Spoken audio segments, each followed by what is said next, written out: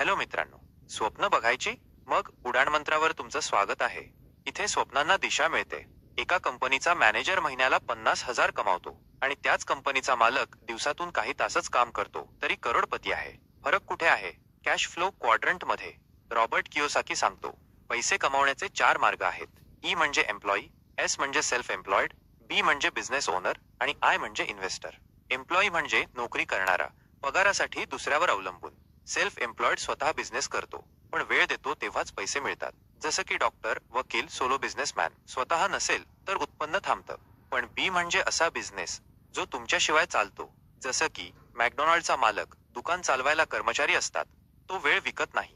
आणि आय म्हणजे गुंतवणूकदार, जो पैशातून पैसे कमावतो. जसं की शेअर मार्केट, रिअल इस्टेटमध्ये पैसे गुंतवून. जास्त लोक ई आणि एस मध्ये अडकलेले असतात. पण फायनान्शियल फ्रीडम हवी असेल तर बी आणि आय मध्ये जावं लागतं. तुमचं भवितव्य ठरवा. नोकरी करायची की पैसा तुमच्यासाठी काम करणार? कॅशफ्लो क्वाड्रंट हे पुस्तक नक्की वाचा.